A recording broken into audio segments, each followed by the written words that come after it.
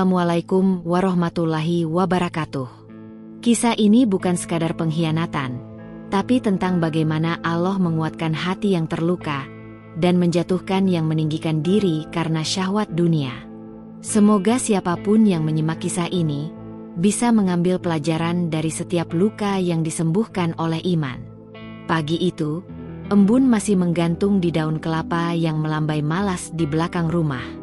Di desa Karangreja, Purbalingga, hidup seorang perempuan bernama Dewi, ibu muda yang wajahnya teduh seperti air sumur tua yang tak pernah kering. Anaknya baru berusia 3 tahun, aktif dan lincah. Suaminya, Seno, bekerja di kota, pulang setiap 2 hari sekali. Dewi mengurus rumah, ladang kecil peninggalan orang tua, dan seorang anak yang tengah-tengah rewelnya masa tumbuh gigi. Pekerjaan rumah menumpuk. Dewi kelelahan. Maka ia meminta izin pada Seno untuk mencari pembantu. Aku udah tanya ke Bu Rini. Ada anak dari tetangga desanya. Katanya butuh kerja. Namanya Siska. Masih muda, ucap Dewi sambil menyuapi anak mereka. Seno mengangguk sambil memainkan ponsel. Ya, asal nggak cerewet aja. Dan 2 hari kemudian, datanglah Siska. Perempuan muda dengan tubuh tinggi semampai, kulit kuning langsat, dan mata yang tajam penuh percaya diri. Senyumnya manis, namun bagi Dewi, senyum itu ada sesuatu yang mengganggu. Tapi Dewi menepis prasangka. Ia hanya butuh bantuan, bukan kecurigaan. Hari-hari awal, Siska sangat rajin. Ia bangun lebih pagi dari Dewi. Cuci baju, masak, bahkan merapikan dapur yang selama ini berantakan. Dewi merasa seperti mendapat berkah. Namun ada hal aneh yang ia sadari kemudian. Siska terlalu sering bertanya tentang Seno. Bahkan saat Seno belum pulang, Siska dandan berlebihan hanya untuk menyapu halaman. Dan lebih aneh lagi, Seno yang biasanya enggan pulang cepat, kini jadi rajin pulang ke rumah. Dewi belum curiga. Belum. Tapi di balik senyuman Siska dan diamnya Seno, sebuah badai perlahan menggumpal di langit rumah tangga Dewi. Hari-hari di Karangreja selalu sunyi menjelang senja. Angin bertiup pelan, membawa bau sawah basah dan aroma dedaunan jatuh dari pepohonan bambu yang tinggi. Di beranda rumah panggung milik mertuanya, Dewi menyusui anaknya dengan wajah letih, namun penuh kasih. Namun sore ini berbeda. Seno pulang lebih awal. Biasanya ia sampai rumah menjelang malam. Tapi kini, saat matahari masih jingga, suara motornya sudah terdengar dari kejauhan. Pak Seno pulang jam segini, ujar Siska dari dapur. Suaranya terdengar riang, bahkan terlalu riang. Dewi menoleh. Iya, tumben juga, gumamnya sambil berdiri. Seno masuk rumah dengan langkah tergesa. Senyumnya mengembang saat melihat bukan ke arah Dewi, tapi ke arah dapur, tempat Siska berdiri sambil menggenggam centong. Tatapan mereka saling bersambut, sekilas, cepat, namun cukup bagi hati Dewi untuk merasakan sesuatu. Aku masak sayur lodeh hari ini, Mas. Sama ikan asin goreng kesukaanmu, kata Dewi lembut sambil menyambut suaminya. Oh, iya. Tapi tadi aku udah makan di luar sih, jawab Seno singkat, sambil duduk dan membuka ponselnya. Dewi diam. Ada sesuatu yang menggantung di dada. Tak berat, tapi cukup untuk membuatnya sesak. Malam harinya, saat Dewi mencuci piring di belakang rumah, ia mendengar suara tawa pelan dari ruang tamu. Suara itu bukan suara anaknya. Itu suara Siska dan Seno. Mas Seno lucu banget sih. Kayak bukan orang kota aja gayanya, ucap Siska. Yah, aku ini orang kampung juga. Kok, sama kayak kamu. Cuma, udah lama aja ngerantau, balas Seno dengan nada yang tak biasa Dewi dengar darinya. Nada genit. Nada yang dulu ia pakai saat masih masa pendekatan dengannya. Dewi mematung, tangan masih di dalam ember berisi air sabun.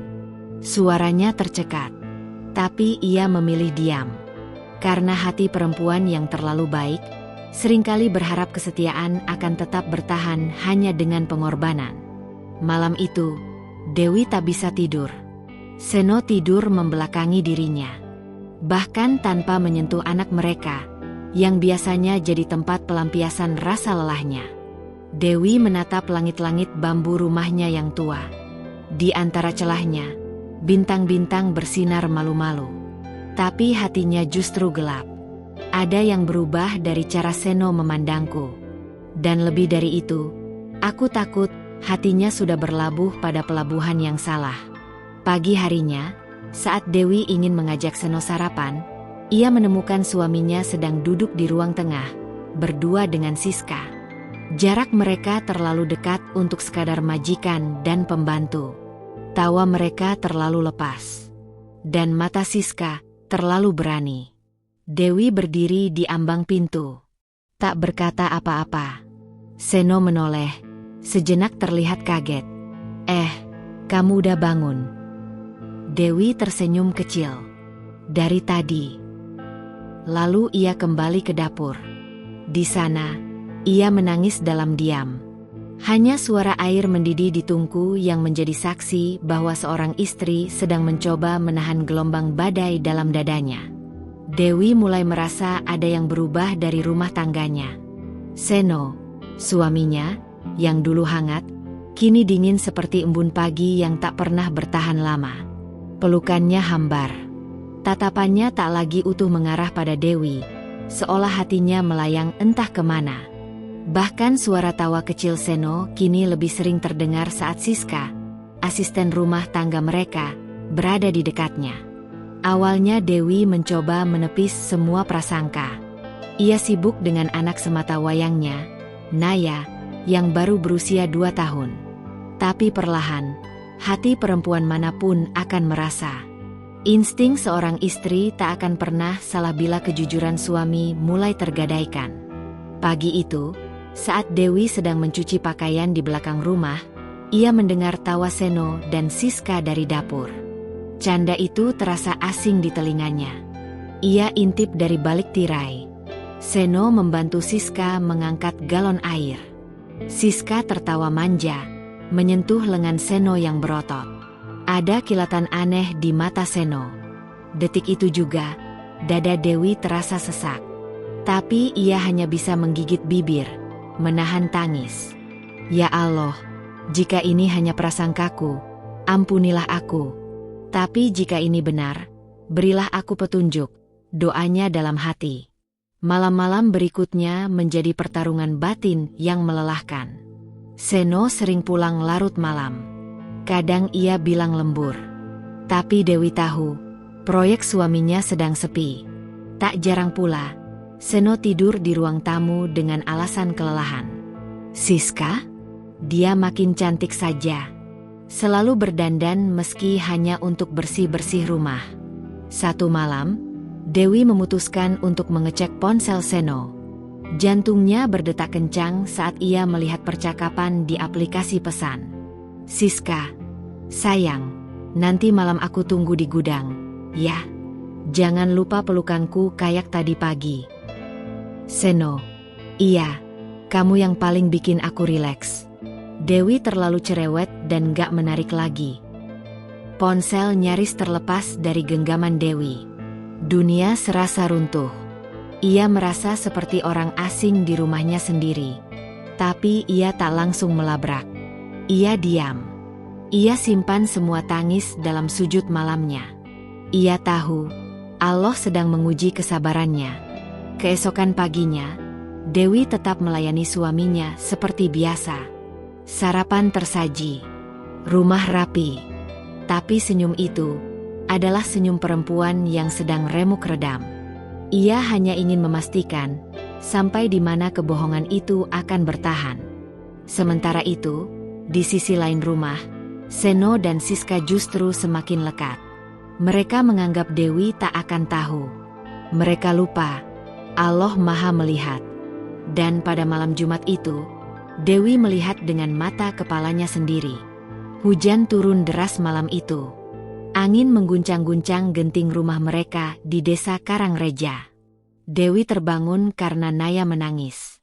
Ia mengendong anaknya ke dapur untuk membuat susu, tapi langkahnya terhenti saat mendengar suara pelan-pelan dari arah gudang belakang. Awalnya ia kira tikus atau kucing, tapi suara itu terlalu jelas. Gumaman, desahan, dan kemudian suara tawa yang ditahan. Dewi memberanikan diri mendekat. Ia intip lewat celah pintu kayu gudang yang tak tertutup rapat. Ia terpaku. Seno dan Siska. Mereka sedang berpelukan. Dalam posisi yang tak bisa disalahartikan lagi. Tubuh Dewi bergetar hebat. Ia segera mundur, memeluk Naya erat-erat. Ya Allah, lindungi aku. Jangan biarkan aku membenci terlalu dalam. Pagi harinya, Dewi tidak berkata apapun.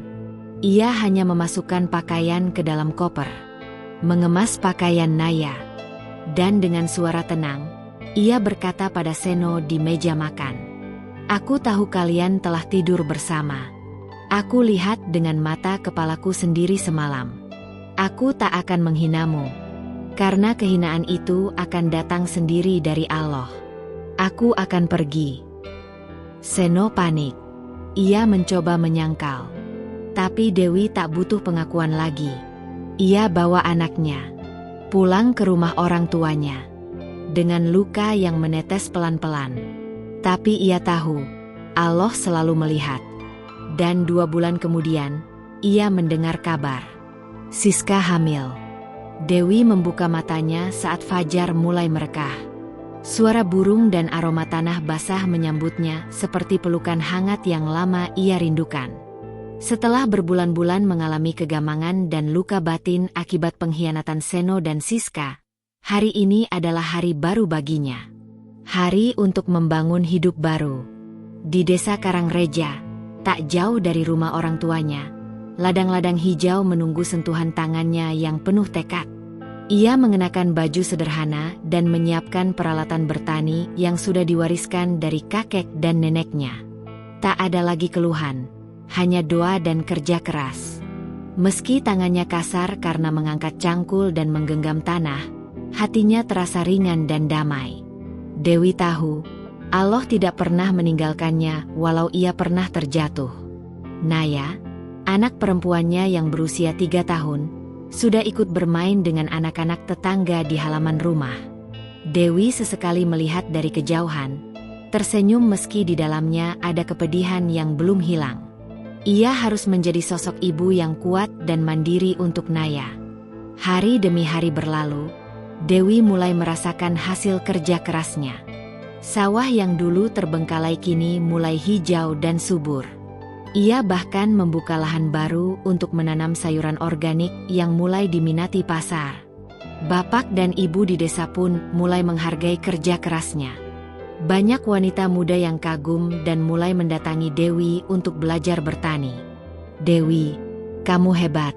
Aku tidak pernah menyangka kamu bisa seperti ini, kata salah satu ibu desa, Rina, dengan penuh kekaguman. Dewi tersenyum. Ini semua berkat izin Allah. Aku hanya berusaha. Namun, di balik keteguhan itu, kadang Dewi merasakan gejolak emosi. Malam hari adalah saat-saat terberat. Ketika sepi, bayangan masa lalu menghantui. Suara tawa Sisko, bisikan janji palsu Seno, dan rasa sakit pengkhianatan yang dalam. Ia selalu berdoa, memohon kekuatan dan ketegaran. Ya Allah, jagalah hatiku agar tetap sabar dan ikhlas. Jangan biarkan aku terjerumus dalam kebencian, karena hanya Engkau tempat aku berharap. Sementara itu, di rumah yang dulu mereka huni bersama, Seno dan Siska semakin terpuruk. Kehamilan Siska yang tak terduga menimbulkan tekanan besar. Seno kehilangan fokus, tak bisa mengurus bisnis dan keluarganya dengan baik. Rasa malu dan penyesalan mulai menggerogoti hatinya. Bisnis warung kecil miliknya yang dulu ramai pengunjung, kini sepi. Gosip tentang perselingkuhan mereka membuat pelanggan menjauh. Utang menumpuk, dan perselisihan antara Seno dan Siska semakin sering terjadi. Aku tidak tahu harus bagaimana, Siska. Aku merasa hidup ini hancur, keluh Seno suatu malam saat mereka duduk di ruang tamu yang hampir kosong.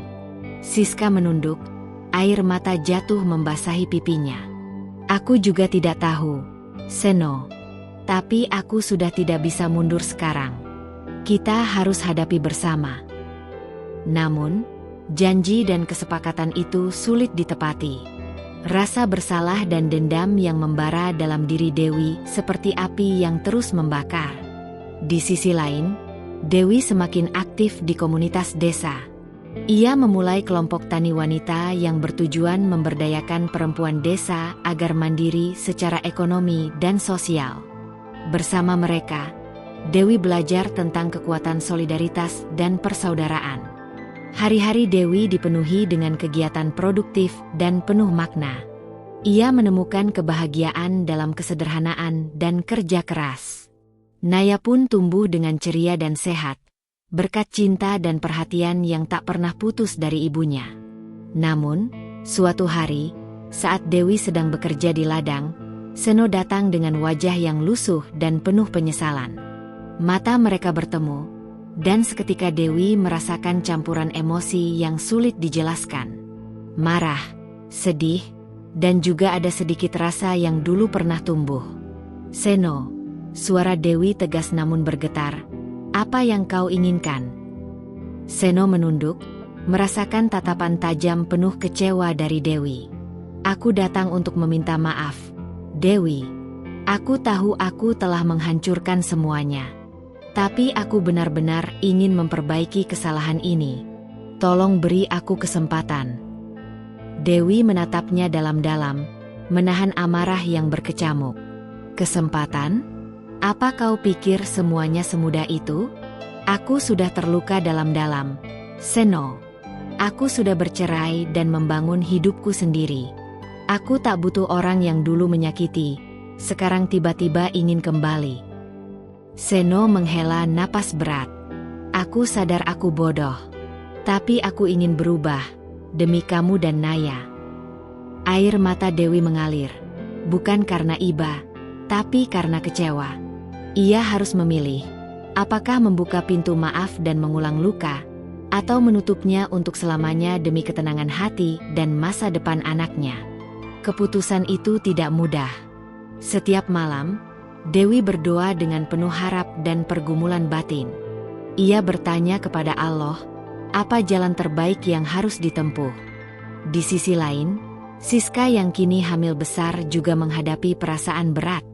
Ia datang ke rumah Dewi suatu sore, menggendong perut yang membesar, wajahnya penuh penyesalan. Dewi, aku tahu aku telah menyakitimu. Aku menyesal. Aku tidak pernah bermaksud menghancurkan rumah tanggamu, katanya sambil menangis. Dewi menatap Siska dingin, menahan sakit yang mendalam. Penyesalan tidak akan mengembalikan waktu dan kehormatan yang hilang. Ia tak ingin terjebak dalam permainan hati yang pernah menghancurkannya. Ia bertekad kuat untuk menjaga harga diri dan masa depan anaknya. Seno dan Siska mulai merasakan akibat perbuatan mereka. Bisnis yang dulu menjadi tumpuan mulai bangkrut. Utang menumpuk, dan mereka harus menghadapi tekanan sosial dan ekonomi yang berat. Sedangkan Dewi, meski berat, berhasil menguatkan diri dan menjadikan pengalaman pahit sebagai pelajaran berharga. Ia percaya balasan Allah akan datang pada waktunya bagi mereka yang berbuat salah. Dewi terus melanjutkan perjuangannya, tidak hanya untuk dirinya, tapi juga untuk Naya dan para perempuan Karangreja yang mulai mengenal kekuatan iman dan kerja keras. Seno dan Siska kini hidup dalam kehancuran yang mereka ciptakan sendiri. Bisnis warung kecil yang dulu menjadi sumber penghasilan kini sudah kosong dan terbengkalai. Hutang menumpuk, bahkan tetangga mulai menghindar karena gosip buruk yang beredar di Karangreja. Seno duduk termenung di teras rumahnya yang reot, menatap langit senja dengan mata yang kosong. Kenapa aku begitu bodoh? Kenapa aku menghancurkan segalanya? Gumamnya lirih. Ia teringat wajah Dewi yang tegar dan kuat meski semua yang terjadi padanya. Seno tahu, kesempatan untuk kembali mungkin sudah hilang. Siska yang sedang mengandung juga merasakan penyesalan yang dalam. Suatu malam ia duduk di sudut kamar, mengusap perutnya yang membesar sambil menangis terseduh-seduh. Dewi, aku benar-benar menyesal. Aku salah, aku hancurkan rumah tanggamu, ucapnya dalam hati. Karangreja kini berubah. Warga desa mulai tahu bahwa kesuksesan dan kebahagiaan yang Dewi raih bukan kebetulan. Mereka melihat wanita muda itu bangkit dari luka, menjadi sosok mandiri dan kuat.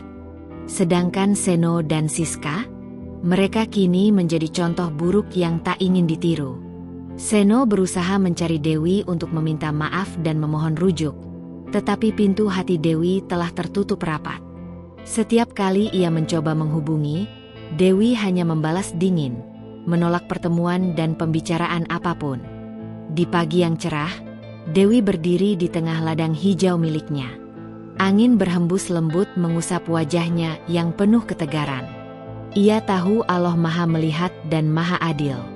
Segala yang terjadi adalah balasan atas perbuatan manusia. Dewi kini bukan hanya petani sukses, tapi juga panutan bagi banyak wanita di Karangreja. Ia mendirikan kelompok tani dan sering berbagi ilmu serta semangat dengan para ibu muda yang ingin mandiri. Hidup sederhana tapi penuh berkah. Suatu hari, Seno dan Siska datang ke ladang Dewi dengan wajah penuh penyesalan. Mereka berharap bisa memperbaiki kesalahan dan meminta maaf secara langsung. Namun Dewi tetap tegas dan penuh keyakinan. Aku sudah memilih jalan ini demi anakku dan demi menjaga kehormatan yang tersisa. Maaf, tapi aku tidak bisa kembali ke masa lalu yang penuh luka, kata Dewi dengan suara mantap.